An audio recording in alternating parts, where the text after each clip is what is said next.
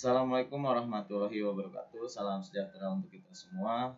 Perkenalkan, saya Bagas Alif Maskoro dari kelas D3TT4304. Pada kesempatan kali ini saya ingin review mengenai modul 2 pengenalan teknologi FTTX dalam praktikum sistem komunikasi optik. Pada modul kedua kali ini mengenai pengenalan teknologi FTTX, praktikan diharapkan mengetahui dan memahami teknologi FTTX, mengetahui dan mengenal perangkat-perangkat jaringan FTTH, memahami arsitektur jaringan FTTH, dan tentunya mengetahui perangkat aktif dan perangkat pasif pada jaringan FTTH. Untuk sebagai dasar teori pada kali ini yaitu FTTX atau biasa disebut fiber to the X, yaitu istilah umum yang sering digunakan untuk beberapa arsitektur jaringan fiber optik di dalam dunia telekomunikasi. Untuk macam-macam dari arsitektur tersebut, yaitu yang pertama adanya FTTH atau fiber to the home. Fiber to the home ini merupakan arsitektur di mana jaringan kabel optik didistribusikan ke rumah atau ke pelanggan masing-masing. Lalu yang kedua adanya FTTB atau fiber to the building, di mana arsitektur ini mendistribusikan ke gedung-gedung komersial atau tempat tinggal yang ada di sekitar. Lalu FTTC yaitu fiber to the curb, di mana jaringan fiber ini dibuat pada satu titik pendistribusian yang berada di sekitar 100 feet dari tempat pelanggan sendiri. Untuk yang selanjutnya ada FTTP, tapi FTTP ini hanya sebagai atau fiber to the premise, itu nama generik saja dari istilah FTTB dan FTTH.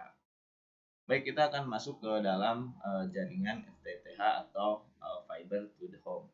Untuk fiber to the home ini merupakan bisa didefinisikan sebagai arsitektur jaringan optik mulai dari STO atau Central Office sendiri hingga ke perangkat pelanggan. Untuk beberapa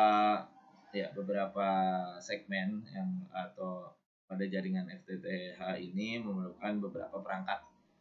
Yang pertama itu adanya ME atau Metro Ethernet yang ditemani oleh OLT sendiri. Setelah itu ME dan OLT tersebut OLT akan menyalurkan melalui kabel parts cord ke dalam ODV. ODV ini disambungkan kembali kepada ODC menggunakan kabel feeder, lalu didistribusikan menggunakan kabel distribusi kepada ODP.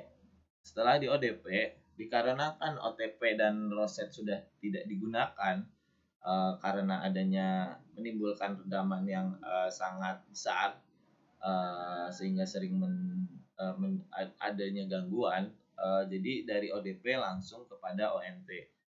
Di dalam ONT ini langsung dibagi menjadi 3, yaitu kepada telepon, TV, dan kepada internet.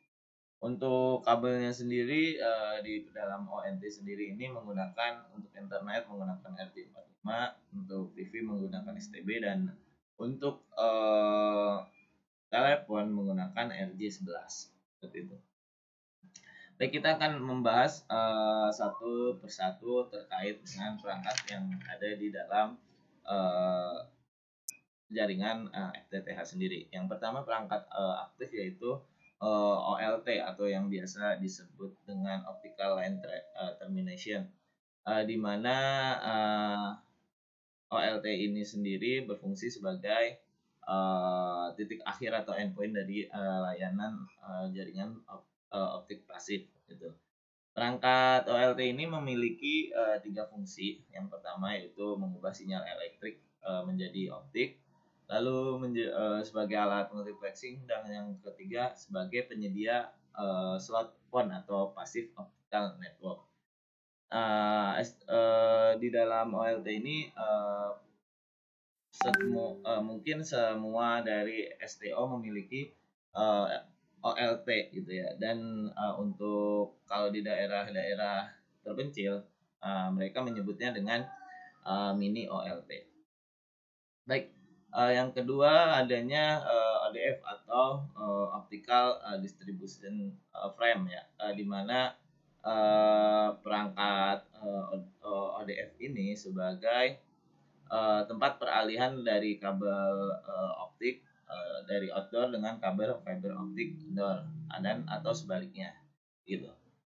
Di dalam DF ini bisa sebagai pengecekan dan monitoring. Oke, kita lanjut kepada ODC, di mana ODC sendiri yaitu Optical Distribution Cabinet ya, yaitu merupakan sebuah perangkat pasif ya, diinstalasi di luar STO. Untuk fungsinya sendiri tentunya sebagai splitter, tempat splitter dan penyambungan. Lalu adanya ODC ini sebagai titik terminasi ujung kabel feeder dan pangkal dari kabel distribusi. Lalu untuk ODC sendiri ini memiliki fungsi sebagai distribusi kabel dari kapasitas besar menjadi kabel berkapasitas kecil ya, jadi seperti dari kabel feeder ke kabel distribusi. Selanjutnya yaitu adanya splitter ya. Splitter ini adalah perangkat pasif yang berfungsi sebagai membagi sinyal optik dari satu sumber ke beberapa saluran lainnya. Adapun dari macam-macam dari splitter itu sendiri atau yang sering digunakan yaitu 1:4, yaitu berada di pada ODC ya. Lalu ada 1:8, 1:16 itu ada di ODP. Tetapi 1:16 sekarang sudah jarang untuk digunakan. Jadi beberapa hanya menggunakan saat ini menggunakan 1:8. Lalu ada kadang 1:32 itu digunakan di ODC untuk tertentu atau one stack, bisa dibilang itu hanya orang-orang khusus yang dapat mendapatkan splitter 1:32. Oke, untuk selanjutnya kita masuk ke ODP ya, atau bisa dibilang ini ODP adalah perangkat pasif, di mana ada memiliki macam-macam dari ODP itu sendiri ya. Yang pertama, ODP dibagi menjadi 3, yaitu yang pertama itu ada tipe wall ya, di mana tipe ini dipasang di dinding atau juga bisa dipasang di antara tiang-tiang.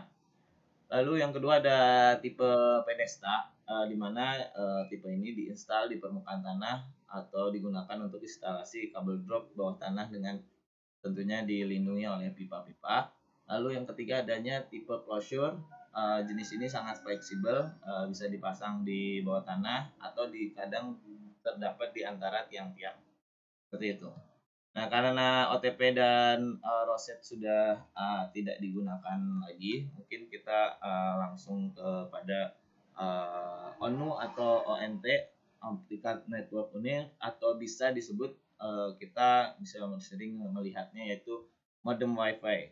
Nah, ini adalah perangkat aktif yang dipasang di rumah-rumah pelanggan gitu, di mana ONT atau ONU ini memiliki fungsi yaitu mengubah sinyal optik menjadi sinyal elektrik. Lalu sebagai alat input reflex untuk keluarannya sendiri seperti layanan telepon atau voice, lalu data dan tentunya internet. Dan yang ketiga berfungsi sebagai ATV atau IPTV.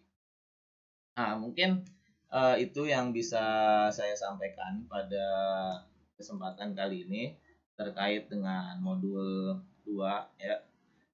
Untuk kritik, saran, dan asisten tidak ada, mungkin itu sudah sangat baik dalam menjelaskan kepada mahasiswa atau kepada praktikan sehingga bisa kita terima dengan baik. Harapannya mungkin untuk kedepannya lebih baik lagi ditingkatkan dan mungkin bisa menyampaikan apa yang ingin disampaikan dan dapat diterima dengan baik oleh praktikan atau mahasiswa. Itu saja yang bisa saya sampaikan.